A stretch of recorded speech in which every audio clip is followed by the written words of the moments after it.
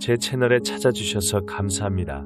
재밌고 미스테리한 영상으로 찾아뵐 테니 좋아요, 구독해주시면 감사하겠습니다.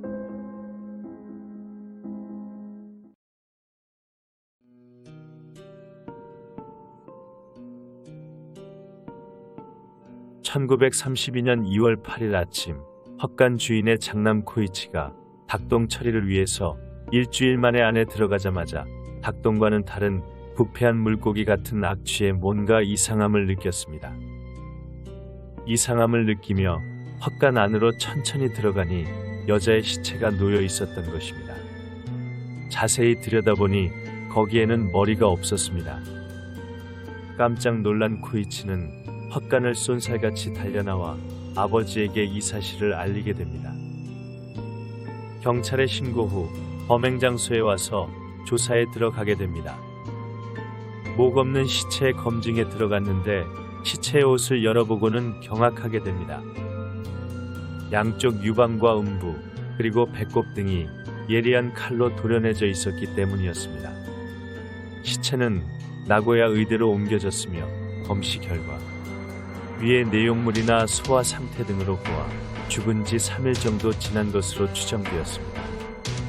시체의 곁에는 식칼 2개, 여자용 남학신과 갈색의 구두, 흰 메리아스 셔츠, 염주, 그리고 보자기로 쌓여진 것이 놓여져 있었습니다. 보자기를 풀어보자 쿠라요시 명의의 간이보험 증서와 피해자의 것으로 보이는 사진, 그리고 쿠라요시 앞으로 보낸 편지 봉투가 몇 통 있었으며 피해자는 동구 청과상의 둘째 딸 요시다 마스에 당시 나이 19세로 판명되었습니다.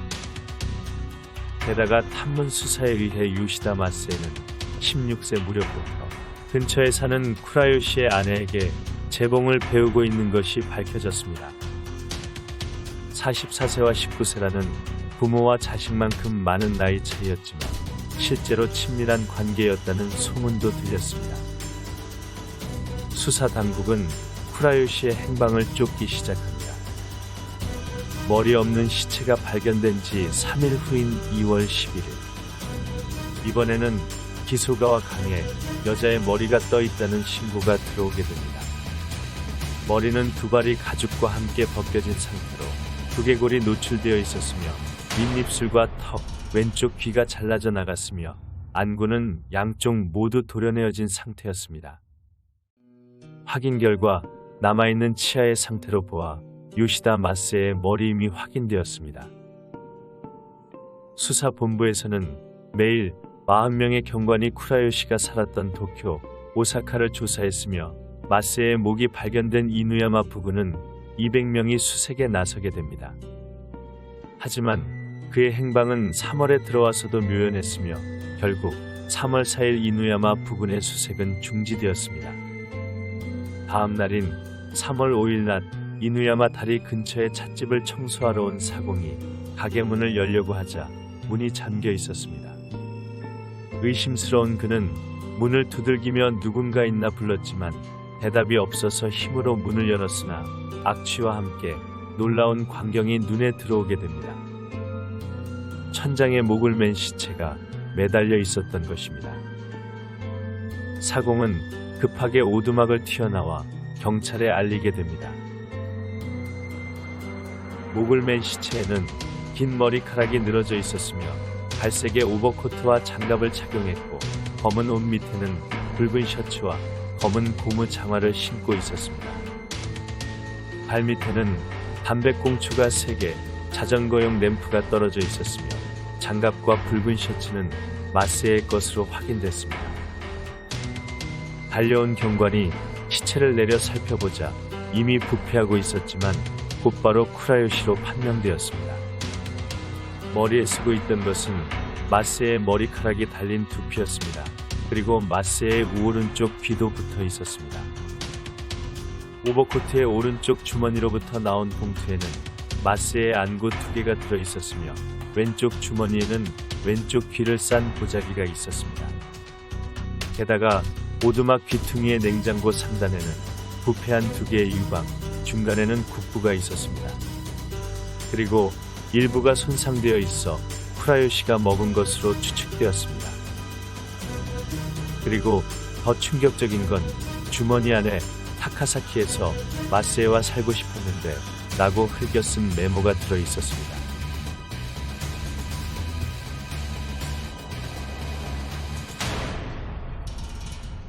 (1921년) 쿠라요시는 도쿄로 올라와 독립해 일본식 과자 가게를 차리게 됩니다.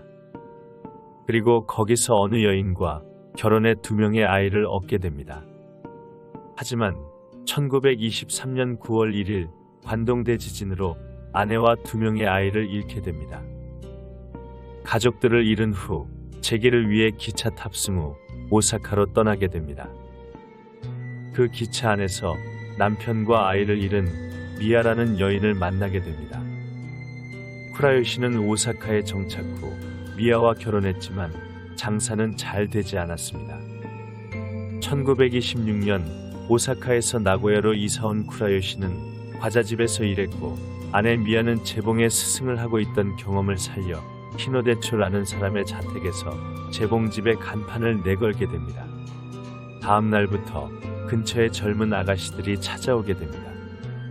모든 것이 순조롭게 진행되어 갔으며 재봉을 배우러 온 처녀들 중에는 16세의 마세도 있었습니다.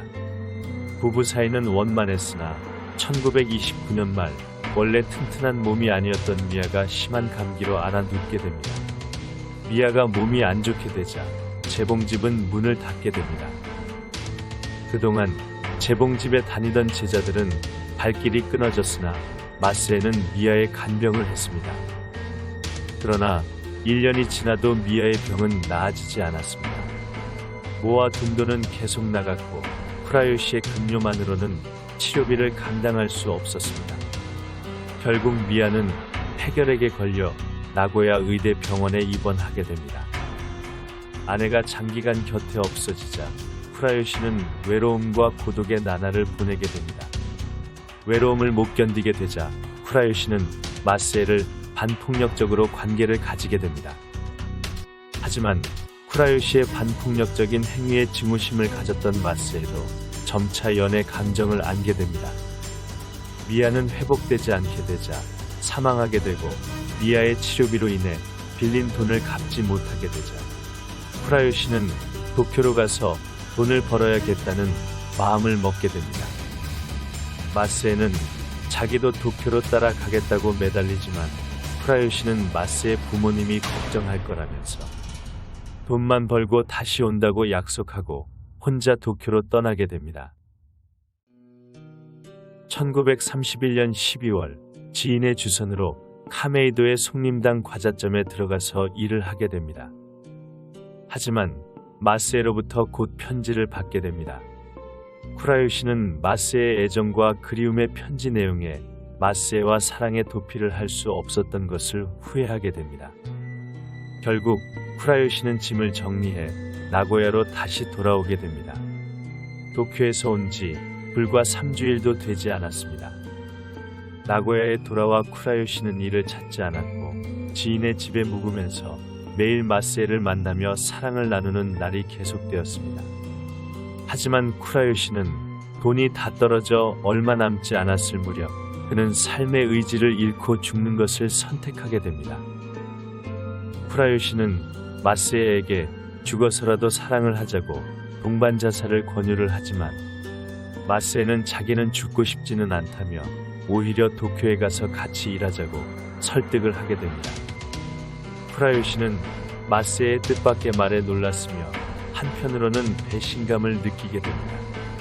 쿠라요시는 더 이상 무슨 말을 해도 소용없다고 생각하게 되고 마세를 속이고 죽인 다음 자신도 죽을 거라는 마음을 먹게 됩니다. 그 후 공원으로부터 나카무라 유곽거리로 마세를 데리고 나와 곧장 바다에 있는 닭동헛간에 마세를 데리고 들어가게 됩니다. 쿠라요시는 관계를 가지면서 마세의 목을 단번에 조르게 됩니다. 쿠라요시는 자신이 죽을 때 마세와 함께 있고 싶었다고 메모장에 적어둡니다. 시체를 통째로 옮기기엔 무리다 싶어 마세의 신체 부위들을 훼손해서 머리, 입술, 귀, 신체 일부를 자기 몸에 부착을 시켜서라도 같이 죽는 거라는 망상에 빠져서 자살을 하게 됩니다. 나는 마스에를 사랑했다. 마스에도 나를 사랑했다. 사랑이란 상대를 독점하고 싶은 것이며 상대 그 자체가 되고 싶은 것이다. 나는 마스에이며 마스에는 나다.